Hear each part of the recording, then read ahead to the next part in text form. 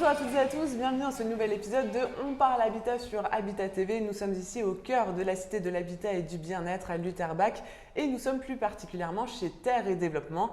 À mes côtés, Pierre Aubert. Bonjour Pierre. Bonjour, bienvenue. Merci. Vous êtes directeur général de Terre et Développement. Alors déjà, est-ce que vous pouvez nous expliquer quel est votre cœur de métier ? Alors, la société Terre et Développement est spécialisée dans l'aménagement foncier, plus communément le lotissement.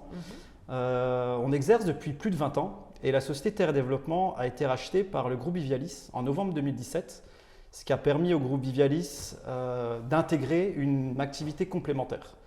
La société Terre et Développement, c'est environ 10 collaborateurs, mais c'est surtout une entreprise qui a intégré un groupe et qui permet d'apporter des solutions totalement intégrées et d'avoir une vision globale auprès des élus, auprès des collectivités qui ont des projets d'aménagement foncier. Justement, dans ce groupe, quelle est votre place concrètement ? Alors notre place, en fait, on vient en amont de tout projet immobilier.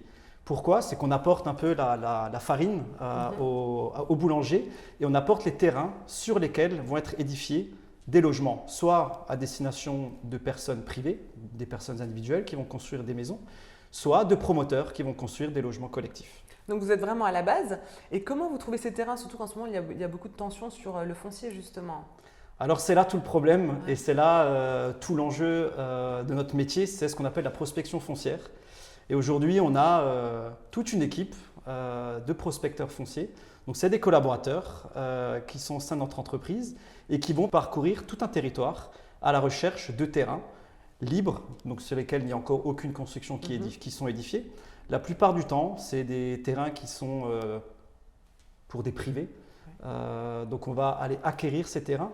On va apporter ce qu'on appelle tout ce qui est viabilité, donc rendre viabiliser les terrains. Et ensuite, effectivement, nous allons les céder pour édifier des logements.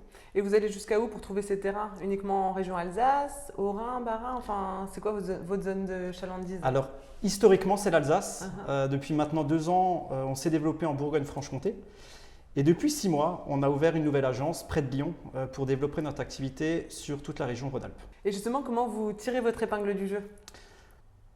L'appartenance à un groupe est vraiment un atout pour nous.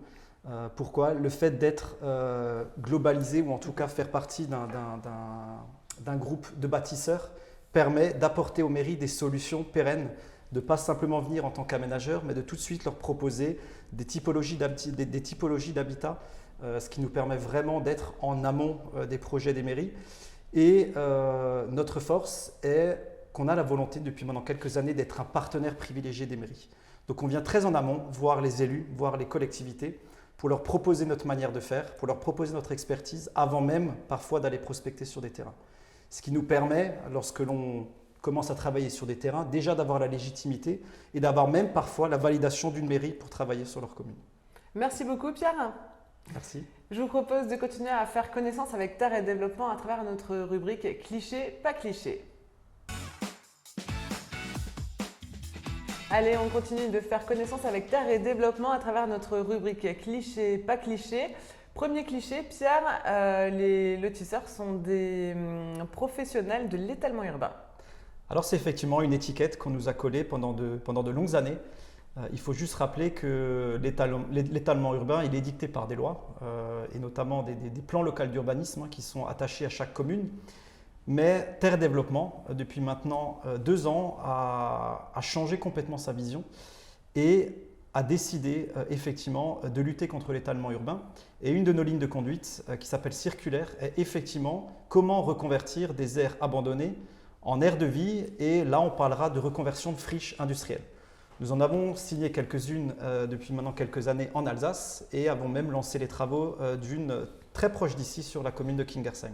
Justement, vous avez fait ma transition. Reconvertir une friche industrielle, c'est très simple. Ça, c'est un autre cliché qu'on entend. Oui, parce qu'on nous parle de subventions de l'État, on nous parle d'un tas d'aides, mais c'est tout le contraire. Lorsqu'on se lance dans une reconversion de friche, c'est très compliqué. Pour l'exemple, une reconversion sur laquelle on a démarré en décembre 2019. Nous sommes aujourd'hui en décembre 2022 et on vient à peine d'acquérir le terrain. Donc ça fait plusieurs dizaines de mois que l'on travaille pour reconvertir cette friche. Et c'est un vrai chemin de croix entre la démolition, entre la dépollution, entre les autorisations d'urbanisme.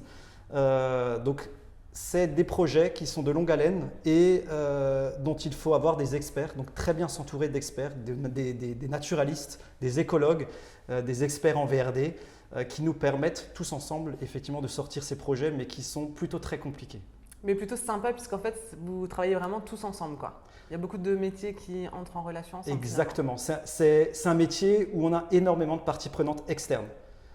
C'est assez incroyable, effectivement, les rebondissements qu'on peut vivre, encore plus dans des reconversions de friches, parce que tout le monde a envie de participer au projet, que ce soit positif ou négatif. Mais en tout état de cause, effectivement, c'est des sujets à grand rebondissement. Et tant qu'on n'a pas acheté le terrain, et j'ai envie de dire tant qu'on n'a pas démoli et dépollué les sols, ce sont des sujets à grande surprise.